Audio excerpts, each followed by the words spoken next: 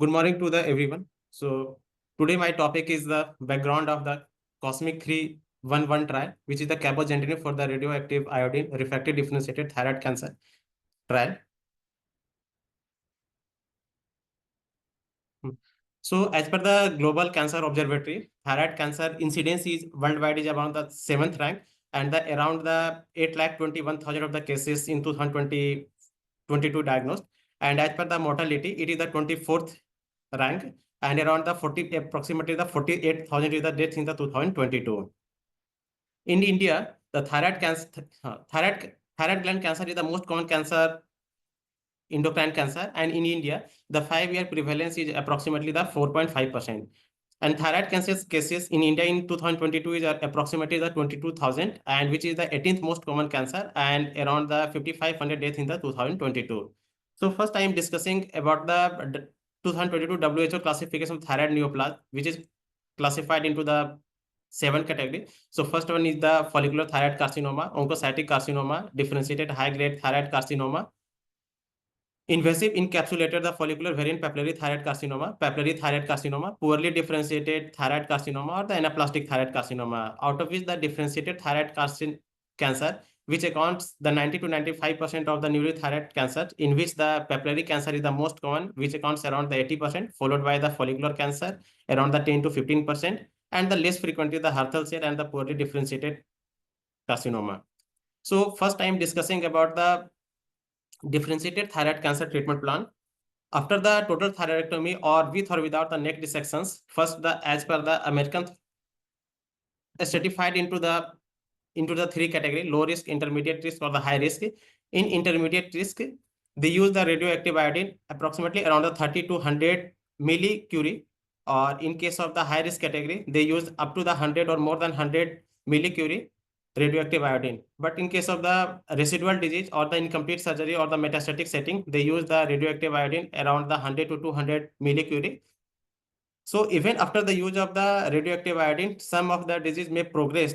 So when we say the radioactive iodine refractory disease, there are the 5 parameters for that to define the radioactive refractory disease. So first is the absence of the initial radioactive iodine uptake in the metastasis, absence of the radioactive iodine uptake in metastasis after the treatment with radioactive iodine, presence of the radioactive iodine uptake in some metastasis, but absence in the other side, progression despite the radioactive iodine uptake in all metastases, and the some other controversial features which include the high FDG uptake, aggressive histology, presence of the disease even after the several radioactive iodine treatment courses. So what is the radioactive iodine refractory treatment plans? So if the patient is asymptomatic or a stable disease, then the active surveillance is required, and that require the imaging or the regular follow-up with periodic follow-up with the serum thyroglobulin or the thyroglobulin antibody level. And if there is a progression of the disease, if single lesion, then the local regional therapy is required. If there is the multiple lesion, then systemic therapy required, which include the lenvatinib or the sorafenib. But if the patient is symptomatic or the single lesion, only the local regional therapy. If multiple lesion, then that patient require the systemic therapy, which include the lenvatinib or the sorafenib. So first I am discussing about the decision trial, which is a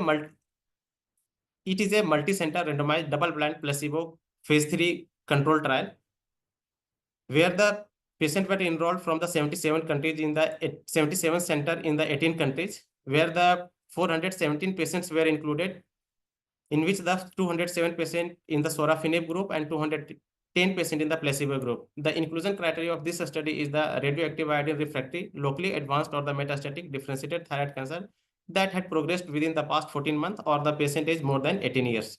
The primary endpoint of this trial is the progression-free survival, where this study, the median progression-free survival was significantly longer in case of the sorafenib group, where is around the 10.8 month, and in the placebo group is around the 5.8 month, with hazard ratio 0.59 and confidence interval 0.45 to the 0.76, with p-value less than 0.001.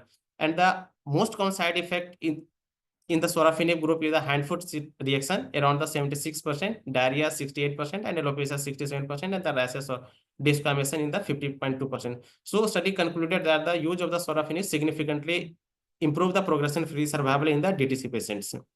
Other trial is the SELECT trial, where This is the phase 3 randomized double-blind and the multi-center study trial where the 392 patients underwent the randomization, in which the 261 patients in the lenvatinib group and the 131 patients in the placebo group, where the dose of the lenvatinib is the 24 milligram per day in 28 days cycle.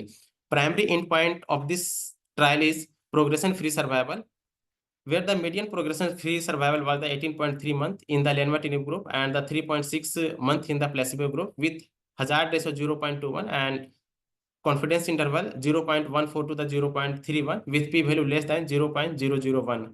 And the response rate was the 64.8% in the lenvatinib group, where the 4 patients showing the complete response and 165 patients showing the partial response, and 1.5% in case of the placebo group. And the major side effect in case of the lenvatinib group, where the hypertension is the most common in around the 68% of the patient, and diarrhea around the 60%, fatigue asthenia in 60%, and decreased appetite in the 50%, or weight loss decrease in the weight in around the 46%. So a study concluded that the use of the lenvatinib significantly improved the progression-free survival in the differentiated thyroid cancer patients. After the use of the proper treatment in differentiated thyroid cancer, approximately 15% of the patient developed the radioactive iodine metastatic disease and having the very poor prognosis. So, and till now, there is no any phase 3 studies exclusively in patient with the radioactive iodine refractory differentiated thyroid cancer, whose cancer progressed during or after the previous use of the VEGFR targeted therapy, sorafenib or delvatinib, approved for the radioactive refractory thyroid cancer. So, this COSMIC 311 study is planned. Thank you. Thank you, Ravindra, for giving the background. Now you can stop the screen sharing. Let's come to the methods and results section.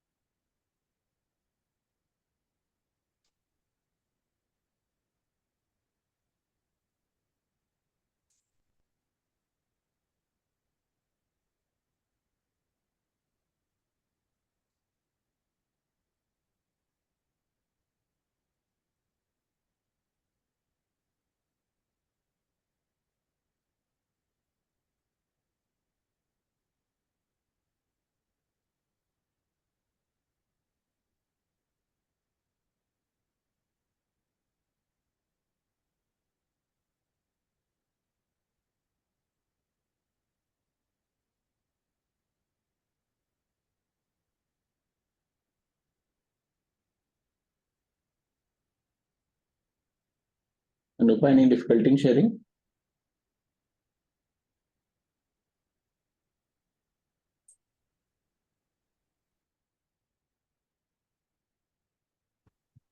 Sir, just give me 2 minutes, sir.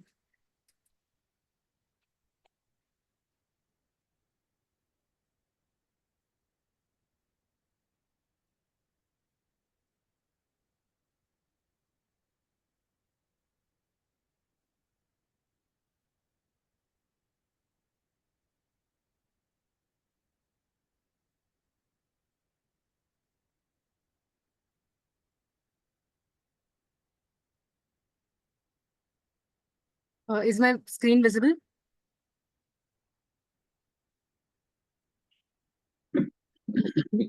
You need to stop share and share again. Okay.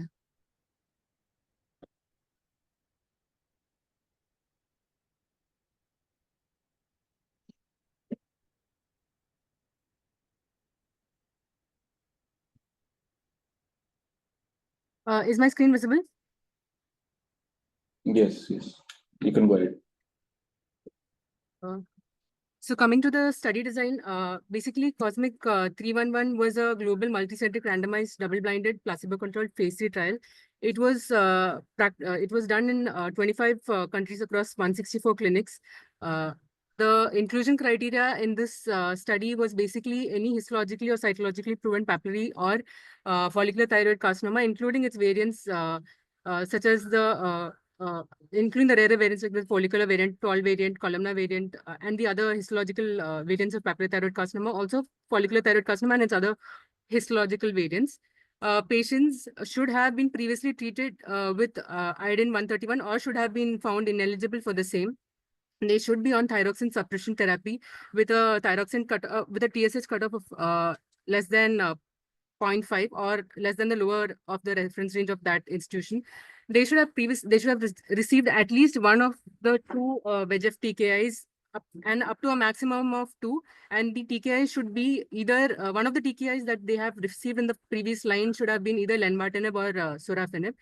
As per RECIST, they should have measurable disease and they should have documented progression as per RECIST on the previous line of management. The age of consenting was taken more than 16 years, and patients were with a PS of ECOG PS of 0 to 1 were included in the study. Other inclusion criteria were based on basically organ assessment. They should have fairly normal counts with non-deranged renal liver parameters. They should have recovered from the previous toxicities of whatever cycle of chemotherapy or TKI they had received. And they should be, if they were of the childbearing age, they should have practiced like contraception. And female patients should not be pregnant at screening. So the exclusion criteria was, as mentioned, they should not have received cabozantinib in any of the lines. Also, patients who had received RAF kinase inhibitors and patients who had received more than 2 VEGF tyrosine kinase inhibitors were excluded from the study. If they had received more than 1 immune checkpoint inhibitors, they were not eligible for the study. If they had received more than 1 systemic chemotherapy regimen, they were also not included in the study. If they had received any type of anti-cancer antibody within 4 weeks before the randomization, they were not eligible. If they had a known brain metastasis, which was not stable at the time of randomization, they were also not included for the study. Then if they had received any of the tyrosine kinase inhibitors, but that was within 2 weeks or within 5 half-lives of the agent, they were also excluded from the study. And if they had received bone metastasis, if they had received RT, they were also ineligible for study if they had received it within 2 weeks. And concomitant anticoagulation because of interactions, they were excluded from the study, unless, of course, they were on aspirin for cardiac protection or on low molecular weight heparin, or if they had a stable coagulation profile on for at least 6 weeks. Other exclusion criteria were, as I mentioned, anything that would compromise their organ assessment. So these patients were excluded from the study. So the study design, basically, the period of enrollment was between 27 February 2019 to 2nd February 2021. Data cutoff was 8 2021, and the median follow-up time was 10.1 months. The last patient was enrolled on 4th of February. Patients, basically, as I mentioned, based on the inclusion-exclusion criteria, they were randomized in a 2:1 ratio with to receive either cabozantinib or placebo. So this was further stratified by prior lenvatinib usage, yes or no, or the age more or less than 65 years. So patients were continued on these on the treatment regimen until they had they were no longer receiving a benefit, or if they had intolerable toxicity. And crossover was permitted in the placebo arm if there was documented PD and the patients were willing. But this was an unmasked. If they were willing for crossover, this was unmasked. So the co-primary endpoints was PFS in the intention to treat population and overall response rate in the first 100 randomized patients. So as I mentioned, it was a double-blinded study. So the randomization was done based, they had a randomization, sub-randomization into age more than 65 and less than 65. And they had also included patients who had received lenvatinib in the first line or second line. They had further stratified patients according to that. So basically, they had the randomization scheme used the stratified permutated blocks of block size 6, and the study treatment was centrally assigned through an interactive voice web response system. And the randomization schedule was assigned to a clinical research organization who maintained an unmasked independent team, which is independent from the study. And the study, the primary investigator and the patients were unaware of what treatment they were, what arm they were receiving. So coming to the dose modification and treatment discontinuation. So dose modification and was recommended for anyone who had an grade 2 adverse event which was intolerable, or if they had any grade 3 or grade 4 adverse event. Treatment interruption could be done for a maximum of 8 weeks, but then this was based on the sponsor approval. And the dose could be reduced from 60 mg to 40 mg and then to 20 mg further, beyond that, which the patient would be off study. So patients, of course, receive treatment until disease progression or until unacceptable toxicity. Other reasons for discontinuation included non-compliance, patient decision of pregnancy. And then patients who, if they were in the placebo group and if they were found to have progressive disease, they were unmasked at that point, and they were, if eligible, they were crossed over to receive open label cabozantinib. And patients in the cabozantinib who had radiological progression, but then they still derived some amount of clinical benefit, they could also transition to open label cabozantinib as long as they were, as I mentioned, receiving clinical benefit in the opinion of the investigator. So the response assessment was done by CT or MRI at baseline, then every 8 weeks until after randomization for around 12 months, and then thereafter every 12 weeks. Serum thyroglobulin was assessed at baseline, week 5, week 9, and then every 8 weeks. Laboratory investigations were done at baseline, then every 2 weeks, every week until week 9, and then after that every once a month. And then safety was assessed every 2 weeks until week 9, and then every 4 weeks thereafter, with a post-treatment follow-up visit 30 days after treatment discontinuation. Then overall survival was assessed 12 weeks after the last post-treatment visit. So the endpoints were, the primary endpoints were PFS and overall response rate. The other specified endpoints included overall survival, duration of response, and the changes in serum thyroglobulin concentrations. These were also assessed. Then the disease stabilization rate, which is defined as the proportion of patients having a confirmed either partial or complete response or a stable disease, but a durability for at least with a durability of at least 16 weeks were this was the disease stabilization rate. And safety and tolerability were included, studied in all patients. Other additional endpoints included pharmacokinetics of cabozantinib and use of biomarkers for outcomes. So the study, basically, it was powered for 2 primary endpoints, overall response rate and progression-free survival, with an estimated sample size of around 300 patients. So the type 1 error that can occur with 2 primary endpoints, they had tried to counter that by using a modified Boniferri procedure, which included a 2-sided test of overall response rate at a 1% alpha interval of PFS with a 1% alpha interval for ORR and PFS 4%. So if any of the 2 endpoints in the primary was met, it was the superiority was established. So as I mentioned, 329 patients were screened, 250 patients were enrolled, were randomly assigned, 170 were in the cabozantinib arm, 88 were in the placebo arm. 45% of patients who are in the cabozantinib arm discontinued, out of which around 21% were due to progression, and 61% of the patients in the placebo arm had discontinued, out of which 57% were due to disease progression per se.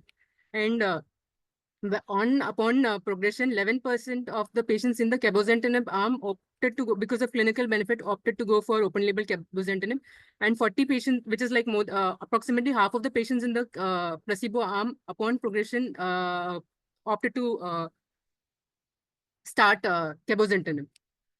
So these were the baseline characters. As you can see, the age was comparable. 65 was the median age in the cabozantinib arm, and the placebo arm was 66. And the histological subtype, 56% was papillary carcinoma and 46% was follicular. In the cabozantinib arm, almost comparable, 61%, 60% in the placebo arm, 40% in the follicular arm was in the placebo arm was follicular thyroid carcinoma. So the average number of TKs that had been previously received was 75% in the cabozantinib arm and 74% in the placebo arm. More than not more than two. The number of TKs were up to 2 in 25% in both the arms. So the median PFS in the cabozantinib arm was at the end of analysis was 11 months versus 1.9 months, which was significant. The hazard ratio was 0.44 with a P less than 0.001. And the median OS was 19.4 versus not evaluable because around almost around 50% had crossed over at progression. And the overall response rate was 11. So the thing was that there was 1 CR and the rest were all partial response and complete response. So this did not achieve a significance. And this trial demonstrated that there was a significant improvement in the primary endpoint of median PFS with cabozantinib versus placebo. So as I mentioned, the objective response rate was 11, seen in 11 patients. with one patient having a confirmed complete response in the cabozantinib arm. And the disease stabilization rate, which I had mentioned, was complete, partial, or stable disease, which lasted for around 16 weeks. At least was 90 patients had a disease stabilization rate in the cabozantinib arm. And the duration of response median was 10.2 versus not in the placebo arm. So as I mentioned, there was a subgroup analysis where after stratification. There was a subgroup analysis based on patients who had received prior TKs, either single agent sorafenib or prior lenvatinib or both. So across all arms, as you can see, post PD with the first or second TK, there was a PFS benefit with cabozantinib. So as you can see in the the PFS in the cabozantinib arm was significant, with 11 median PFS being 11 months versus 1.9 months in the placebo arm. OS was not significant because like a significant proportion of them had crossed over. And across all other subgroup analysis that was done, there was a PFS benefit seen in the arm which had taken cabozantinib. So coming to the safety, so any grade toxicity was seen in around 98% of patients with who had taken cabozantinib, out of which the most common was 62%. Most common was diarrhea, and 8% patients had like grade 3, grade 4 diarrhea, which required treatment modification. The second most common adverse effect noted was hand-foot reaction, which was around in 47%. Hypertension was the third most common toxicity that was noted. And amongst the grade 3, grade 4 toxicities, the most common was hypertension, followed by in 12% versus 2% in the placebo. Palmoplantar dysesthesia seen in 10% versus none in the placebo, and fatigue, which is seen in 9% versus 0% in the placebo. And grade 4 treatment emergent adverse events were there in like 6% of the cabozantinib treated arm and 2% of the placebo treated arm. And dose reductions due to adverse events occurred in dose reductions in adverse due to adverse events occurred in 67% of the cabozantinib arm and 3% of the placebo arm. And there were no grade 5 treatment related adverse events. And treatment discontinuation due to adverse events occurred in the differentiated thyroid carcinoma, which is unrelated to the disease primarily, occurred in like 8.8% of the population. So basically, as per the results, so there is a benefit of cabozantinib when given, even when given post the first line or the second line TK, if they progress post radioiodine, with a median PFS of 11 months versus 1.9 months. So this PFS improvement was noticed across all subgroups, even in those who had received either one or both lenvatinib and sorafenib.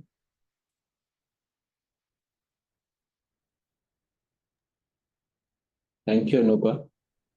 So you have covered the entire relevant results part and the methods. Let's proceed to the discussion.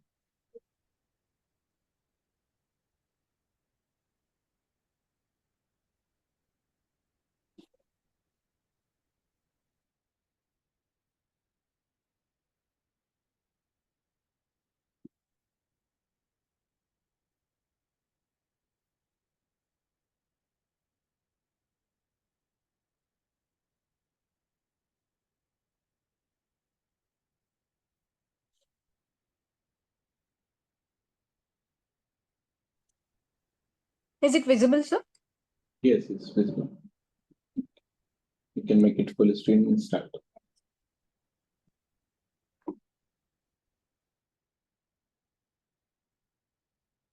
Yes. Good morning, everyone. So coming to the this is a discussion part of the Cosmic 311 trial. So we know that there has post curative intent, there has been a ATA guidelines for the treatment with the radioactive iodine. So in the low risk, which has the recurrence of less than 5%, then comes the intermediate risk 5 to 20%, then comes the high risk. These are the features. So normally we give the radioactive iodine in case of intermediate risk and high risk to prevent the recurrences or to treat the remnant diseases.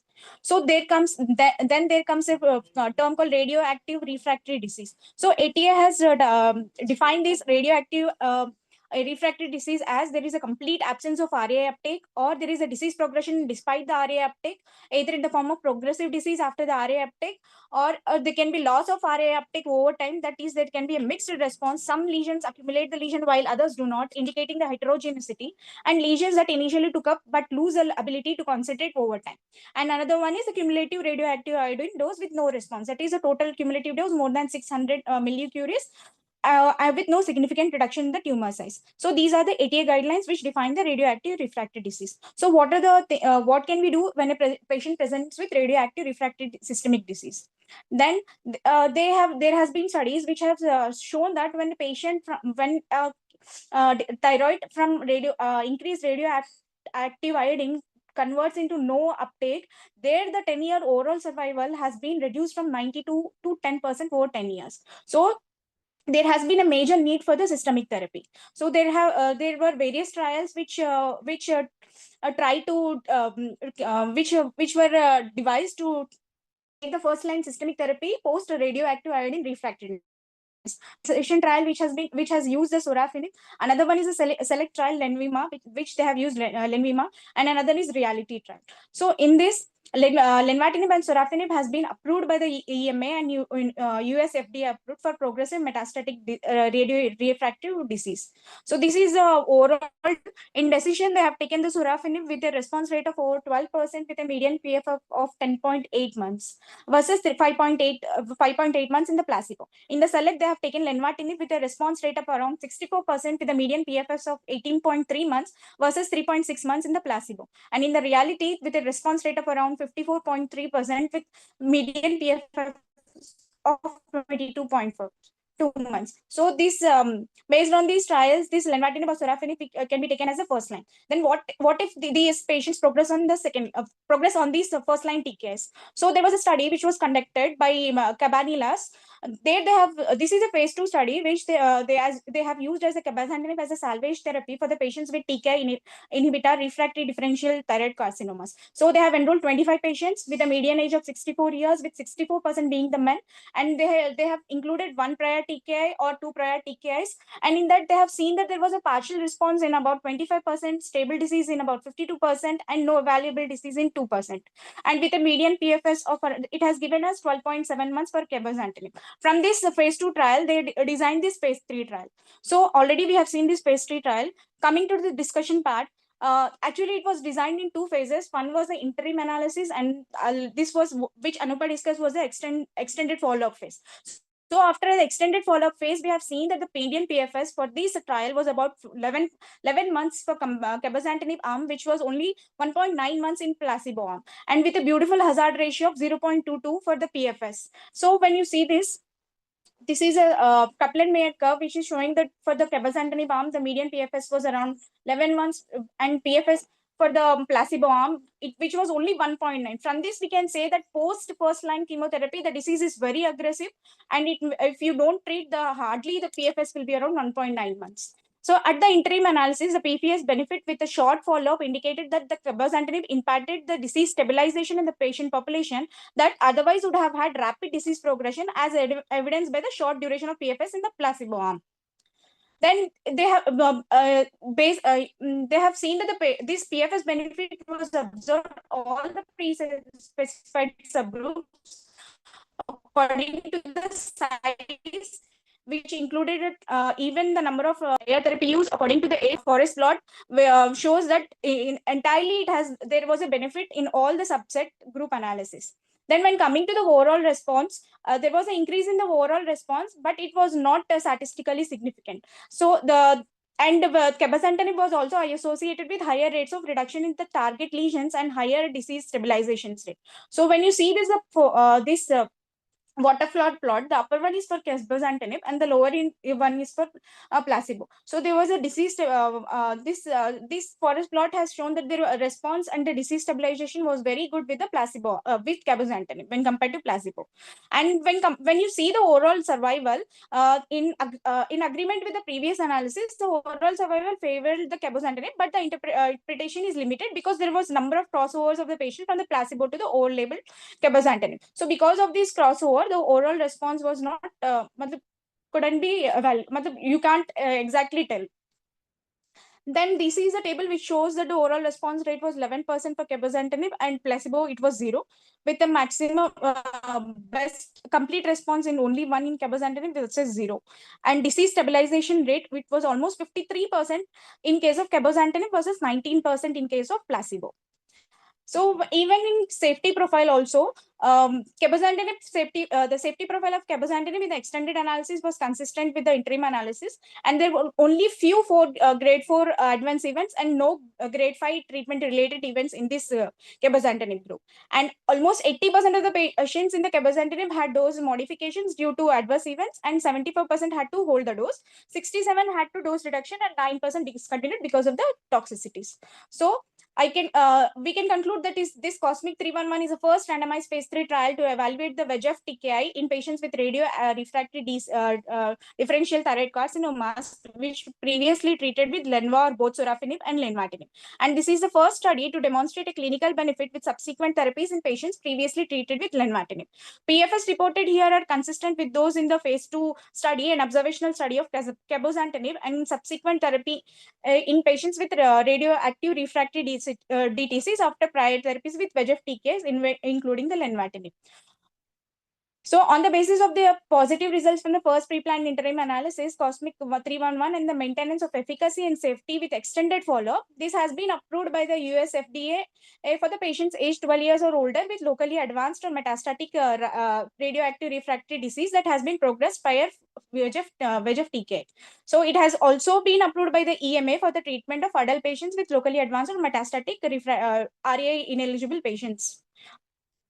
So what next? So when you see the molecular biology, there has been many driver mutations in these thyroid carcinoma. So 80% of the driver mutations involve three genes, that is BRAF, RAS, and RET. So in that we tried to target these mutations. So there was a basket trial Libretto in which they have included the RET altered cancers. In that they have taken in this study 27 patients were of thyroid carcinomas, and they have seen that the response rate in this they have seen that the objective response rate was about 79% versus 50 with the independent review, and 58% in the investigator review, with the duration of response being the 15%, and PFS was around 11 months. So the patients who were RET fusion positive, we can go ahead with selpercatinib from this Libretto trial, basket trial. And another one is pralsetinib, which was also a basket trial, RO study, where they have included the RET fusion positive cases.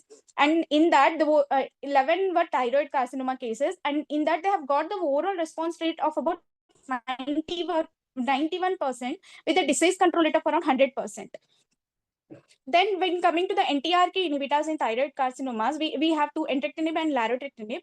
And in these also, there pool analysis was done by the Cabanillas, taking all these phase 1 and phase 2 trials. In that, they included 28 locally advanced or metastatic thyroid carcinomas with TRK fusions.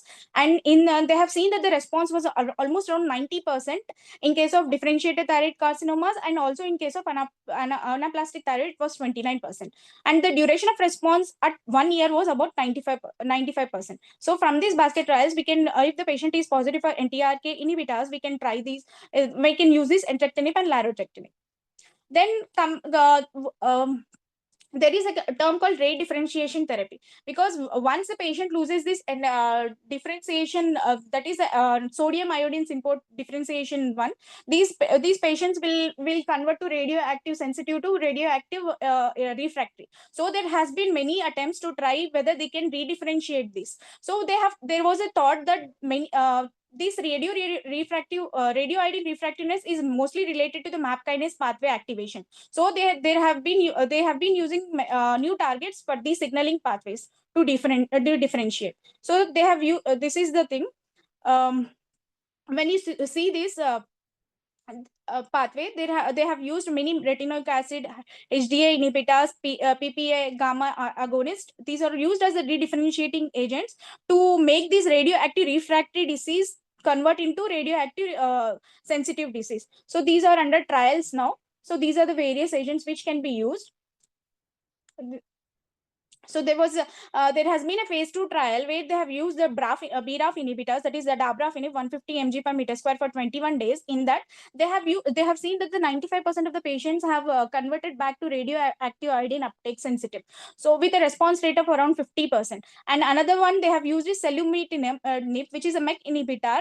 And in that, they have seen that with various tumor genotypes, the patient who almost total number of patients they have taken is 12, and the response was who received radioactive, that is in almost these patients, eight patients have converted, they have changed their radioactive refractoriness to radioactive sensitiveness. These are the trials which are under development. Still we need more studies to do data to take into practice. Then combination, we can try by using the combinations. There is a study of phase 2 study of everolimus with sorafenib for treatment of metastatic. In that, they have seen that the eligible patients had progressive radioactive refractory, but they were FDG avid non-anaplastic thyroid carcinomas. And in this study, they have taken 41 patients are eligible, and out of these, the partial response seen in 53% and stable disease in 42%. So we can they concluded that the combination of sorafenib and everolimus shows promising results, especially in hepatocellular cell medullary thyroid carcinomas. So these are the various studies which were used in differentiated thyroid carcinomas, which included axitinib, geftinib, motesatinib, pazopanib, sulimatinib, sunitinib, vandatinib, and vemurafenib. So coming to the ALK inhibitors, these ALK fusions with stratine was identified in patient-derived thyroid cancers in 2014, which lead to continuous MAP kinase signaling activation via the MEK activation. These are found in % of fully differentiated thyroid, and occasionally they were found in differentiated carcinomas. Although there are several ALK inhibitors that are FDA approved for the lung, none have been approved for thyroid carcinomas. So various studies are being done to there are however case reports of successful use of ALK inhibitors in anaplastic thyroid carcinomas. Then comes the role of immunotherapy. So coming to the compared to the other cancers, the mutational burden on thyroid cancer is relatively low, and thus they are typically purely immunogenic. However, the advent of immune checkpoint inhibitors have sparked a new interest in studying the thyroid microenvironment in the hopes of identifying the tumor that may be more susceptible to immunotherapy. So the overexpression of the immune checkpoint inhibitors like a protein or ligand in the thyroid cancer is uncommon, but may be useful biomarker in predicting the invasiveness or aggressive disease. So there was a phase 1-2B trial where 21 patients with PD-L1 positive papillary or follicular thyroid were administered pembrolizumab every 2 weeks for 24 months or until PD or confirmed toxicities. No treatment-related discontinuations were observed. Mostly they were only grade 1 or grade 2 adverse events, and the response rate was seen in about 9% with a durable response lasting 9 to 20 months. So there was they have tried PRRTs in DTCs. Almost they have seen that 20 to 30% of patients with metastatic DTCs and most other with hepatocellular cells are refractory to radioiodine. And then overall survival for these patients ranges from 2.5 to 4.5 years. So PRT should be considered in properly defined radioactive refractory advanced thyroid carcinomas with proven SSTR expressions. So in such PRT in such cases have shown objective response rate ranging from 27 to 60%. So these if they have SSTR expressions only, then they can be taken ahead for PRT.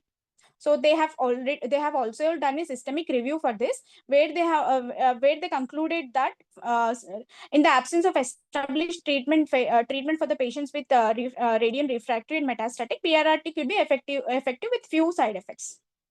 Then they have also tried the FAPI therapy, that is a fibroblast associated protein inhibitors, where they checked this CF expression, that is cancer associated fibroblast expression, and then if they are eligible, then they would go ahead with the FAPI therapy. So they concluded that except for one, all the patients were alive and have experienced decline in the thyroglobulin values from the baseline, where their primary endpoint was to see the biochemical reduction in the thyroglobulin assessment. So so they concluded that this is a promising salvage treatment option for aggressive radio-refractory DTCs who have exhausted all the standard lines of treatment. So there comes a newer sodium novel applications of the sodium iodine symporter. So this sodium iodine symporter, it reports only in the viable tissues, doesn't impact the toxicities upon ectopic non-thyroidal cells, and it is non-immunogenic protein with well-defined body biodistribution. So it mediates the transport of many radionucleotide diagnostic or therapeutic interests. So this NIS reporter gene approach can be limited by background signal due to the radio tracer uptake by endogenously NIS expressing tissues such as salivary glands, thyroid glands, and stomach. So it may mimic, this has been taken from the mink whale. It shows relative resistance to the competitive NIS inhibitor perchlorate and may serve as a superior reporter gene as biogrind radio tracer uptake, where the endogenous NIC can be blocked by perchlorate. So this is a new, we can try this NIC gene transfer also via the oncolytic viruses or adenoviruses. So this is also upcoming. So I would like to conclude post radioactive iodine refractoriness. First line, we can, based on the decision select trial, we can go ahead with lenvatinib or sorafenib. And then if the patient progresses on that, we have the cabozantinib, which is the only phase 3 randomized labeled trial which is there. And post cabozantinib, there are if the patient is molecular positive for RET or BRAF, we can try that. But if the patient is not, we can try. There are reports of trying redifferentiation agents, but this is still under development, and many more has to come based on these reports. Thank you. Okay, thank you, Nadia. So you have covered many of the relevant targeted therapies which have come up and are being routinely utilized now. So what do you suggest? The TKIs, the targeted treatments should be utilized post cabozantinib or before cabozantinib? These are tried post first line. So lenvatinib first choice, then post TKS we can try for cabozantinib. Okay, and I'm asking, for example, there is a BRAF mutation. So for this, they have tried post TKIs. Post both the TKIs or post one TKI? Post one TKI. So if there is a targetable mutation, we have to target it first. Most of the trials were done post one TKI. There was some patients who were post two TKIs as well. So it's fine.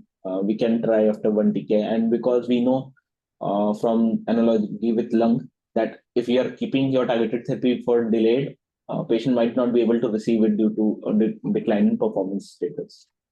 However, good point thyroid is that decline in performance status is relatively slow, but after developing radioiodine refractory disease, sometimes we see the thyroid cancer patients have very different, it is a heterogeneous group.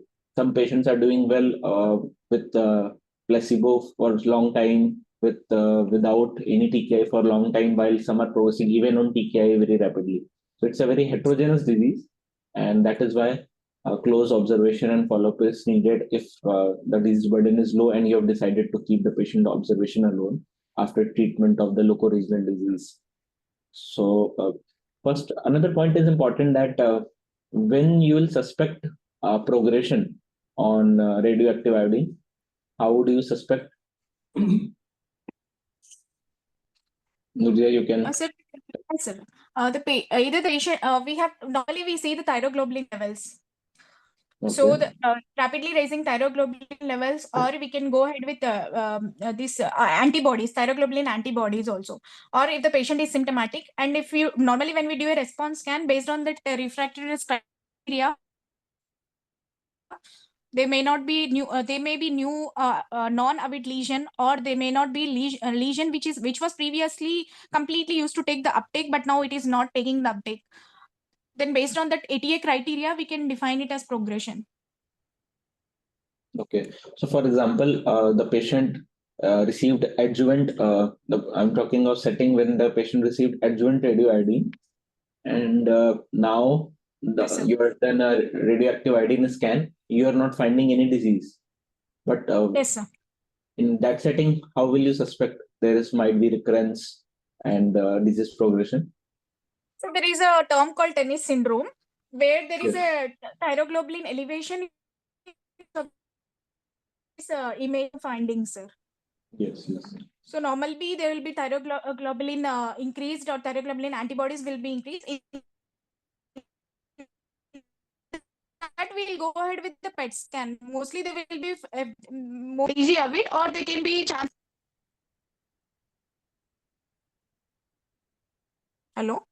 Yes, yes. Your voice was breaking actually, so it's fine. We got the point which you were trying to make.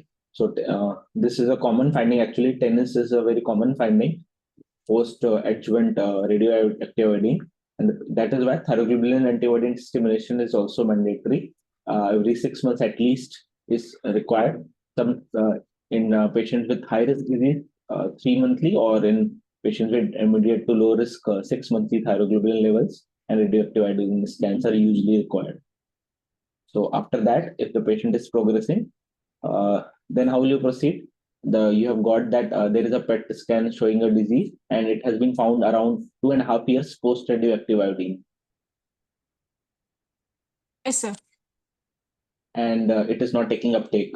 Radioactive iodine uptake, it is not taking up, and you found it with thyroglobulin level.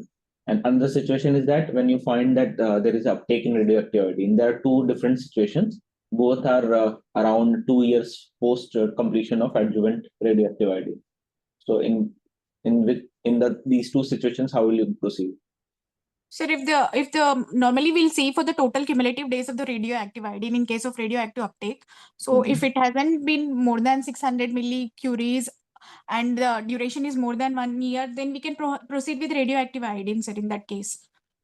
Correct. So that is the most uh, uh, probable way. We'll go ahead, and what thing you'll see in the scan which will prohibit, even when the radioactive doses have been not crossed, still you will not be able to use radioactive iodine.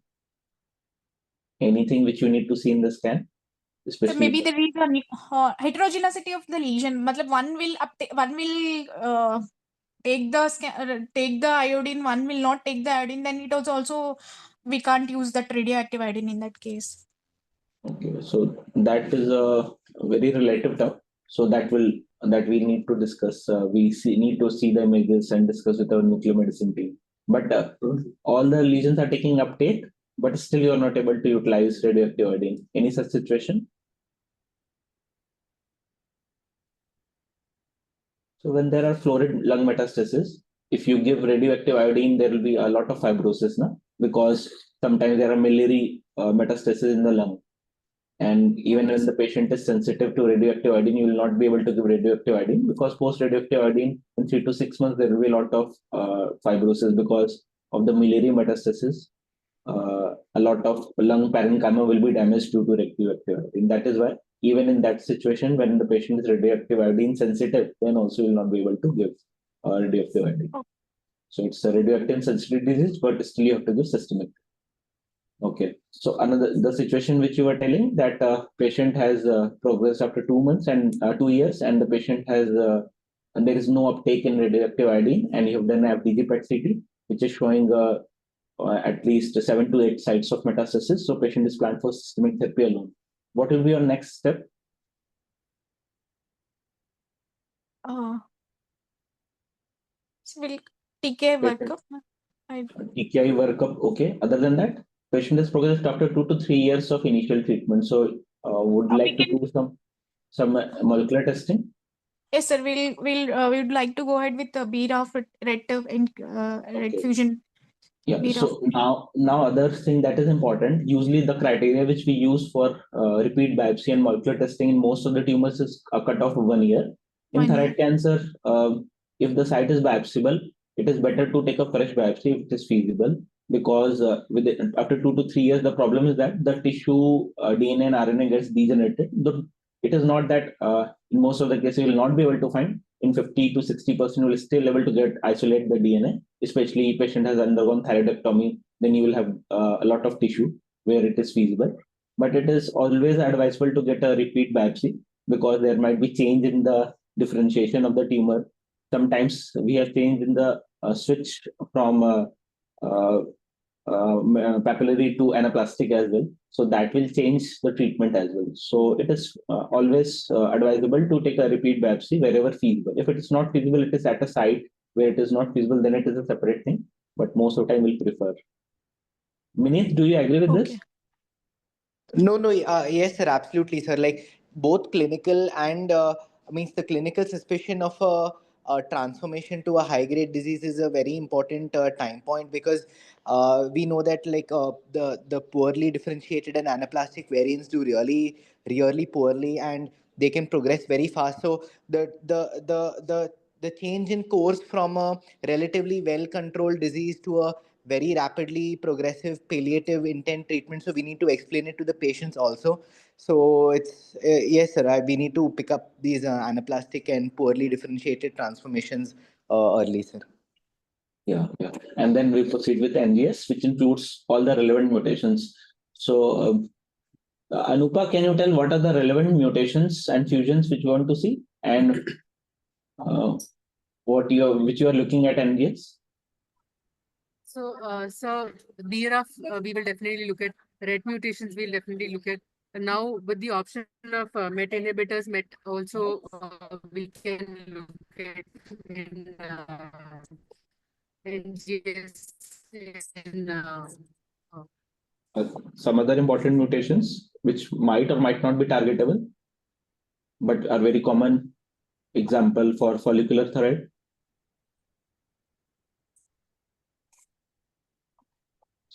I think Nuria showed other mutation. ALK fusion can also occur, and other than that, yeah.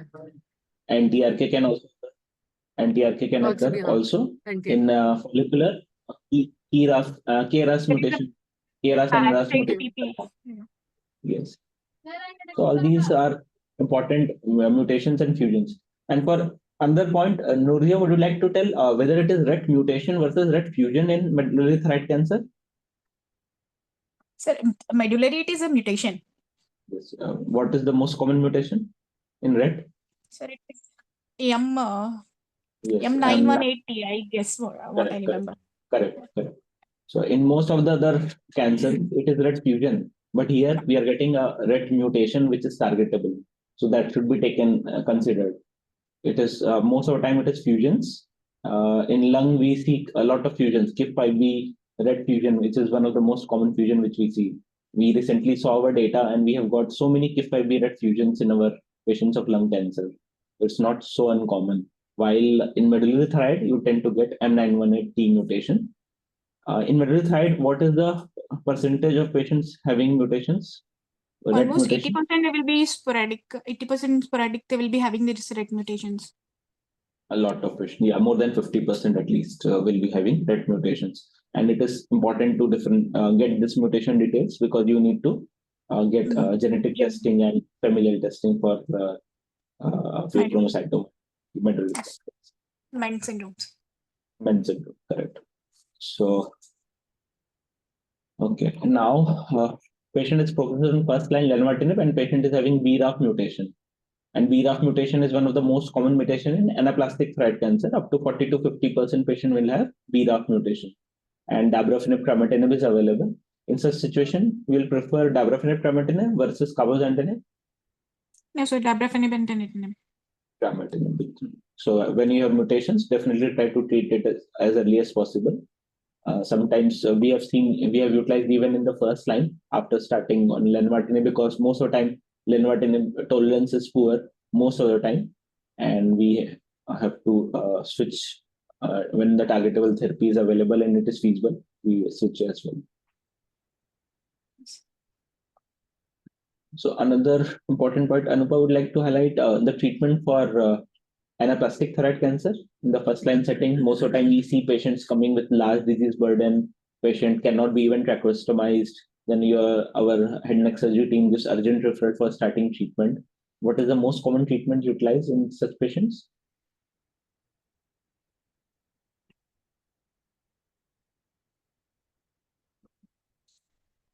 Anupa?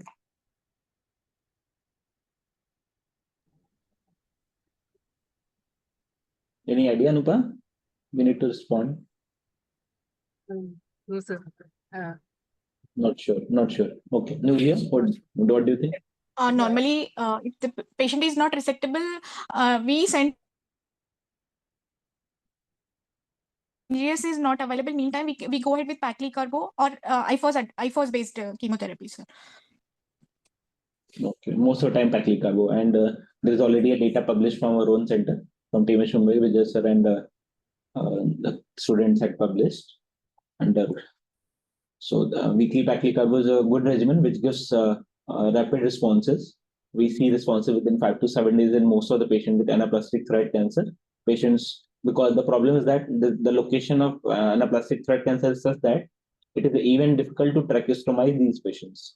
So that is why our head neck surgery team is also concerned that we need to start treatment early so that we can do. So before starting the treatment, we try to make it sure that there is some tissue which is available for biopsy. At the same time, it can be utilized for NGS as well. So that is what we need to make sure, and then we can start weekly Paclitaxel-like regimens as per the tolerance and fitness of the patient. So, Mineet, Can we go ahead with if the patient can we go ahead with? is BRAF positive in these cases? Can we go ahead these BRAF inhibitors upfront in the neoadjuvant setting? We most of the time it is when you get a mutation, targetable mutation. In our practice, we try to go ahead with the same, because it has been found that the response rates and the depth of responses are much more with the targeted treatments. Lenvatinib is a good drug. It also causes faster responses. The problem is that tolerance is an issue. But yes, if you get a targetable mutation, most of the time we shift to the targetable therapy whenever it is feasible. Mineet, I would request your comments on this and what is in your Yes, sir. practice. Yes, sir. So, Nurzi, I think you said a word like neoadjuvant setting. So, just tell me, like in an anaplastic, if there is a 2 centimeter lesion and probably resectable, so what is the stage of this patient? So anaplastic is stage Yeah. 4, A, B, C. Yeah, correct. Stage 4A. Correct. So what I just want to stress is that anaplastic, no matter whatever is the size, resectability, directly comes to stage 4. There is no stage 1, 2, 3 over here. And the median survivals drop significantly from 4A, B, and C. That is the first thing. Second thing is when we classify the genes, the molecular profile of thyroid. So in general, we have divided into, are they RAS driven or RAF driven? And there are a number of other markers as well. Usually, RAS driven is for the differentiated thyroid carcinomas. And when we talk about more of RAF signaling, it's more towards the poorly differentiated and the anaplastic um, subtypes. And there are a number of other markers, other mutations also that we see. I think we have discussed all of them. So in general, it is like RAS or RAF signaling. They've like divided into class 1 and 2, and there are a number of other markers. And the second thing that we spoke about is for A, B, and C. So by the time you're giving this patient paclitaxel and carboplatin, I think Akhil sir mentioned the most important is utilize all your tissue to do NGS testing. And if you see all the ESMO guidelines and the workflow, the first thing is it BRAF V600E positive or negative? So if it's positive, you target with dabrafenib, trametinib, and if negative, then all your other options come. So other options, like apart from the TKIs, there is, so anthracyclines is a active regimen in thyroid, like along with your IFOS, you said. So anthracyclines is also an active regimen. So in general, if you go second or third line in anaplastic, there will be doxo, means single agent doxorubicin or docetaxel plus doxorubicin. So all of your other options come, but they will be like more toxic with the lesser response rates. So I think Akhil sir, you were asking something. You were Akhil sir, you wanted me to say talk about something. I So you made it clear that whether it is VRAF directed or not. So it is, there is a misnomer actually that we all the targeted therapies, especially the targetable mutations treatment, can be done only in the second line and beyond. It is not so. As Vineet highlighted in the ESMO guideline, if you see, it is directly the first point of decision whether it is BRAF driven or not, and the treatment is decided accordingly. So that misnomer should be not there. And even most of the other types of thyroid cancer, if there is a target mutation, we shift to it as soon as possible. So that is the usual practice. Okay, sir. Thank Yes. you. Any other questions or comments from anyone? I request Kumar sir for giving relevant comments, if feasible.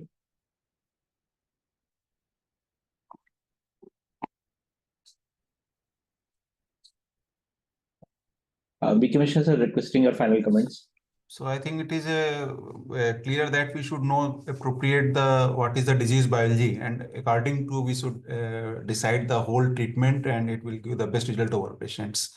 So we need to understand the biology and possibility of the repeat biopsy during transformation or progression also. Nice discussion. Thank you. Thank you, sir. Thank you. So this is considered one of the difficult topics actually, and most of the time we become out of touch with such topics. That is why we thought to keep a journal club on this topic to refresh and have detailed knowledge. Though this paper is not very recent, this is at least 3 to 4 years old, but still we wanted to keep the discussion. Yes, no, it should be covered. Thank you, sir. Thank you, sir. Thank you. Thank you to all the presenters. Thanks, Vineet. Thank you, sir. Thank you so much. Thank you.